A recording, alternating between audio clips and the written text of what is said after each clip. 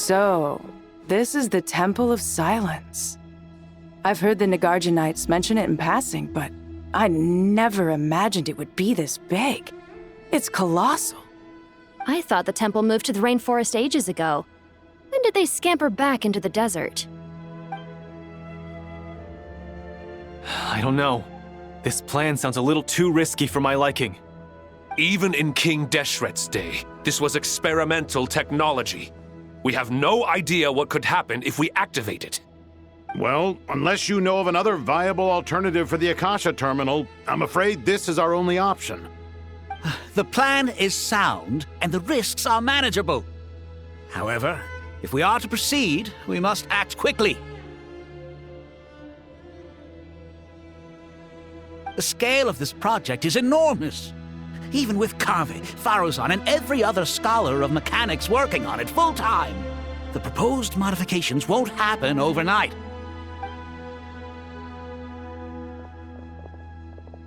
You're back. Everything all right? And who are they? Friends of yours? Pretty much everyone in the Temple of Silence is. This guy's Kaveh, and the one next to him is Alhaitham. Hello, I'm Jet, and this is Lilupar. Oh, a famous name from the history books. Pleased to meet you. A friend of a friend is a friend of mine, as they say. Who's they? Huh? Do people not say that? Not in the desert. Friends you can trust, but friends of friends? Gotta keep an eye on them. Still, I do trust the Traveler's judgment. I'm sure you're good people. The sandstorms have calmed down. I take it the Gurabad problem is resolved? What did you find?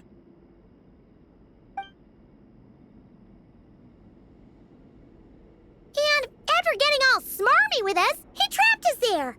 Luckily, Jet used the mechanism outside to free us, and then we got Lilupar to put a stop to the chaos. Wow. Thanks for being there to help them.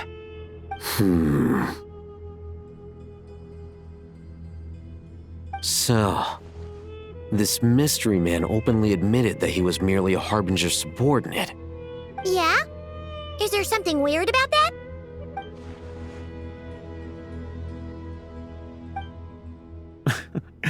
I assume you aren't naive enough to expect answers from an enemy. Well deduced. Our commander, Dottore, died in Nordkrai.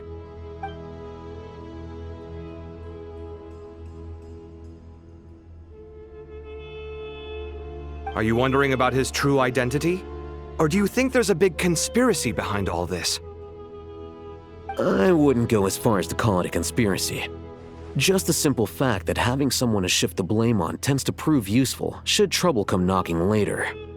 The most important thing for now is to solve the immediate problem. Perhaps that man knew you wouldn't have the resources to investigate his background and so didn't put much effort into disguising himself. This is all getting a little cryptic for me. I'll let you guys talk while I take a walk with Lilupar. Jet? Aren't you with the Blazing Beasts? What a coincidence. Didn't expect to run into you here. We're mercs. You can run into us anywhere. Who's this with you? So, did you find the solution you were looking for in the Temple of Silence? You bet we did. This place is incredible. It has everything. So far, we've discussed a plan and verified its feasibility. Building a new system from scratch is out of the question. So our only option is to modify the Akasha using certain resources we hope to find in the mausoleum of King Deshret.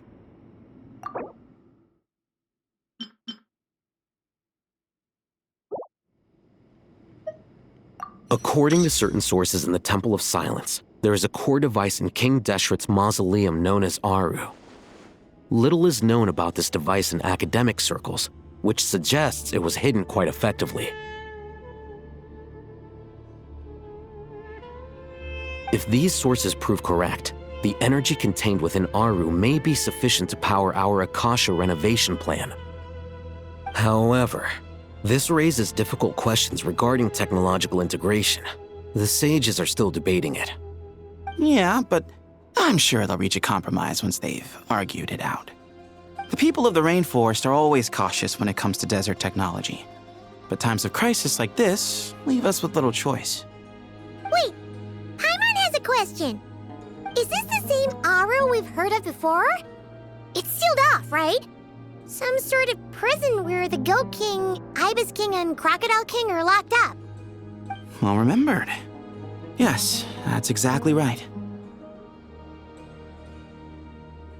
According to our records, Aru was the most brilliant creation King Deshret ever conceived of. Built by divine and mortal artisans working together. It was a miraculous accomplishment, and it lies hidden deep within the king's mausoleum to this day. That being said, what Aru actually does and why it was built, those are deep secrets we are not privy to. Until recently, I wouldn't have been optimistic that the place even exists. The only reason I'm inclined to believe it now is because we heard it from the Ibis King Thoth himself at his temple. The tale of how the 3 retainers of Al-Akhmar were imprisoned in Aru.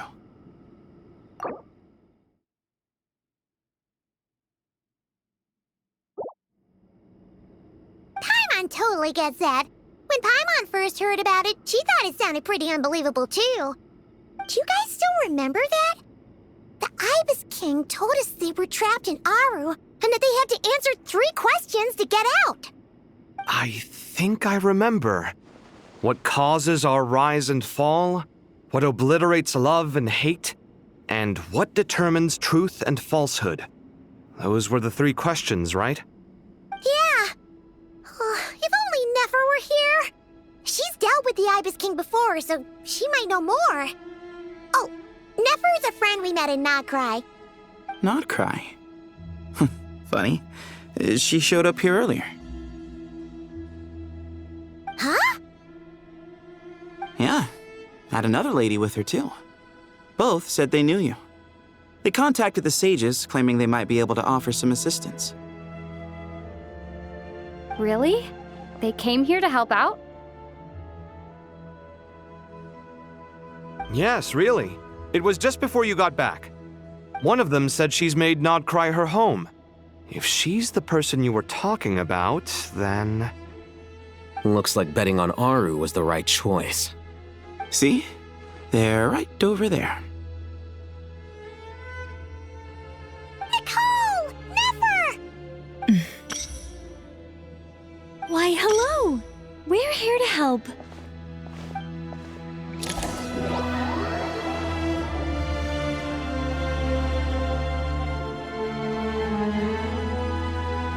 It's a good thing we left early. We almost got locked out. Locked out? What do you mean? Oh, you haven't heard? An invisible barrier has appeared around Sumeru's borders, cutting off all travel in and out. No one can leave and no one can enter. Sumeru has become a lonely island. Are the Fatui behind this too? Actually, no. This has nothing to do with them. I suspect it's a defense mechanism within Irminsul itself. Irminsul is the source of Tevat's ley lines, after all, and Sumeru is the nation closest to it. I imagine this function was put in place to seal the entire region off in the event of serious damage, preventing the disaster from spreading to the rest of Tevat. It may have been implemented long ago. But doesn't that mean that the people here won't be able to escape to other nations if the anomaly keeps spreading? Currently, that does appear to be the case, which is precisely why I am here. This is a critical moment for the world, and Sumeru is the eye of the storm.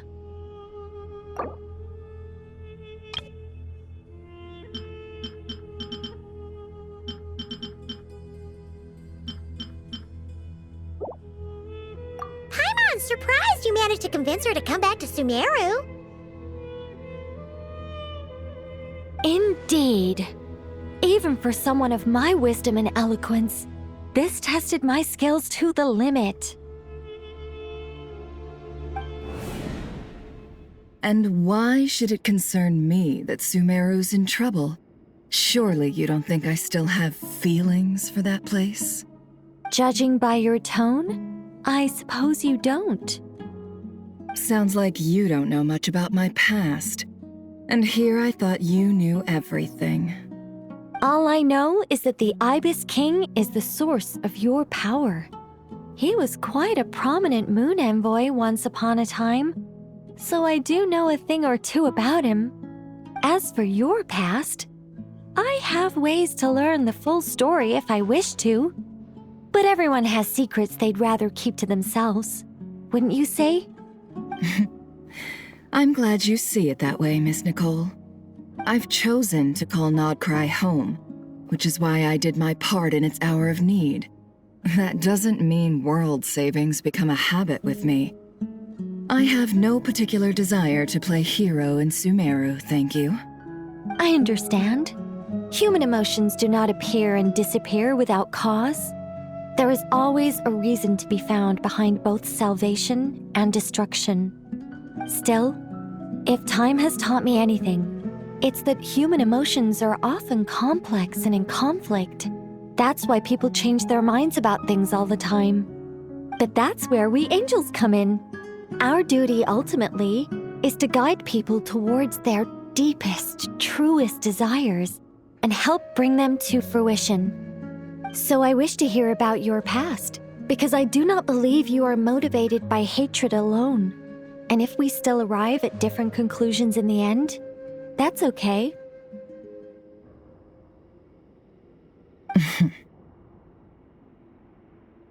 I refuse. Wait, what? But I set the atmosphere and everything. Isn't this supposed to be the moment when we finally open up to one another? Is it? Maybe I'm not so good at reading the atmosphere.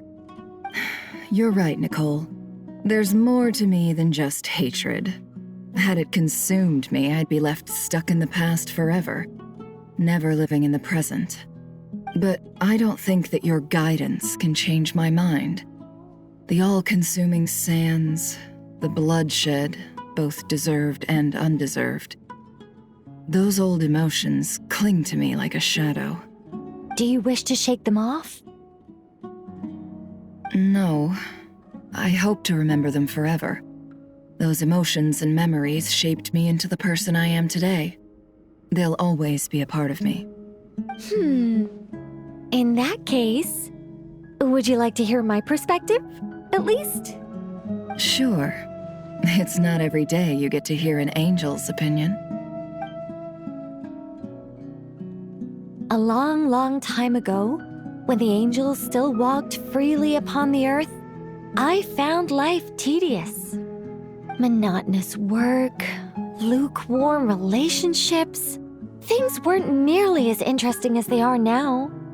And yet, since the angels' demise, I have found myself missing those days on more than one occasion. Human emotions are often attached to a person, a place, or an object. When those things are gone, the memories quickly fade, and the emotions slip away along with them.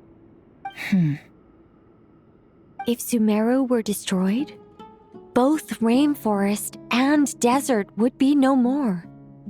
With the object of your hatred wiped from existence, it would not take long for the memories buried deep in your heart to slowly fade. Both love and hate are intense emotions, but they are nothing compared to the void left behind when they disappear.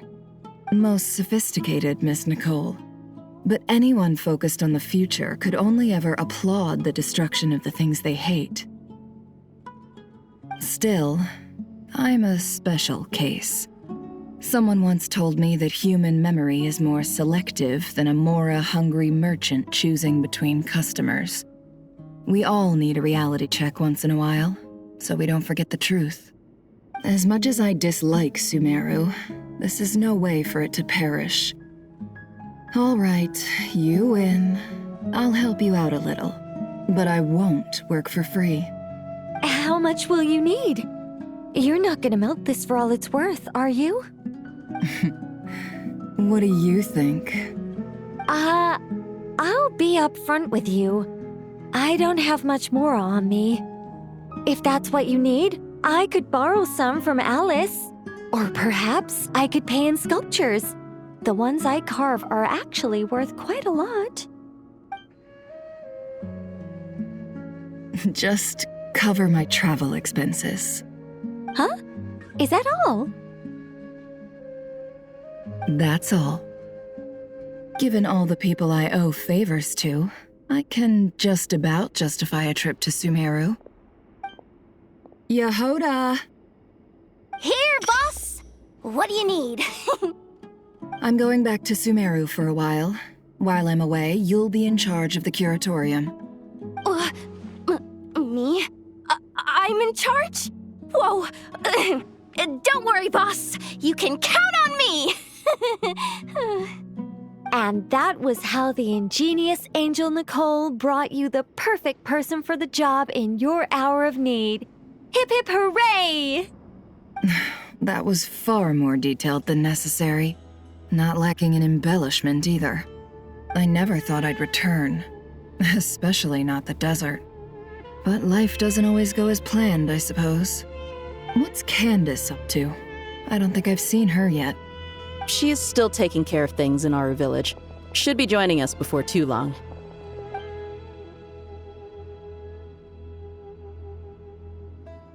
Oh, and sorry. Hope we're not interrupting anything.